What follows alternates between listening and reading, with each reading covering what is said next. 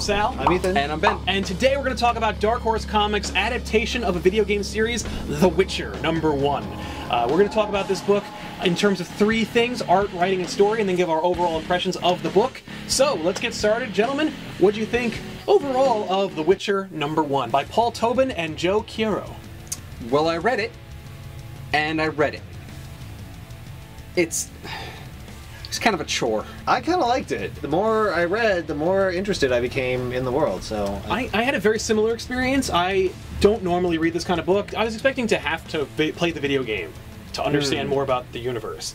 And I didn't. It was just a self-contained story that I, too, was kind of like, here we go. And like after the first 2 pages, I kind of got sucked in. I kind of felt like I did need to play the video game to understand the universe a little bit, but also to care about the characters. Well, I don't know what a Witcher is, and after reading this book, I still don't know. No idea what a Witcher is or what they do. I know he has a sword, and he can stab things. Right. And I think he said a spell at one point, but I'm not 100% sure that even happened. What's weird is that I don't think it mattered. Like, I thought it was a cool book. I had these questions. Yeah, maybe he witches. Maybe he, like, a baker bakes. Right. A witcher he is witches. a witcher. Right. I don't know what that means. I don't think you're supposed to. No, I think you kill witches. I mean, like, that's my guess. Or he is a witch. I mean, he does kill, like, demon things. Right, he kills... There are vampires in this book. Yeah. He doesn't kill any of the vampires. No, he's definitely not a vampire.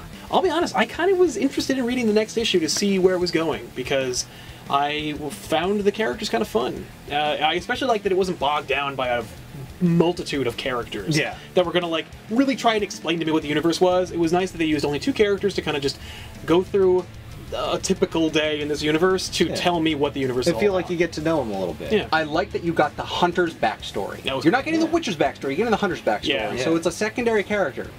I don't like how he spoke. Right. I was the dialogue in the entire thing was very modern. It didn't seem like it fit the universe. Yeah. It was very modern. I thought it was, for me, it kind of felt like A Knight's Tale. Like, it was very modern-y, but set in this universe. Yeah. Like, throwing out some curses every once in a while, but also using, like, phrases of speech that just wouldn't, don't really fit into that era. But nowadays, there's so many things that are, like, done in, like, an alternate universe, where it's like, it could be any era, it doesn't matter. How'd you guys like the art by Joe Quiero? The art was fun. Yeah, I liked it a lot. I kind of liked it. It was very atmospheric. It didn't try to invoke some kind of other style that other people are familiar with. It was just its own thing, and it managed to do that very well. Yeah, I feel like I haven't seen anything exactly like that before. Overall, how would you guys rate the book?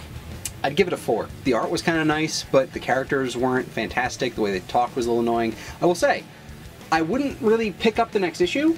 I am, however, interested in playing the video game. Interesting. So in that, I think it actually succeeded. I think it really did its point, because I don't think it's trying to be a comic book. I think it's trying to sell more copies of the video game and that whole series.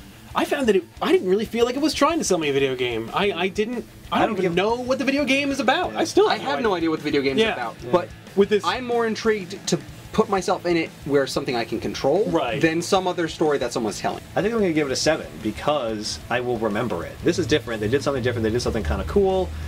I'm interested. It was kind of like a TV show to me. Yeah. You know, it was like a little episode, and yeah, I want to see what happens next. I like the characters. I think that's really it. You know, I like the characters and how they interact, and yeah, I want to know more.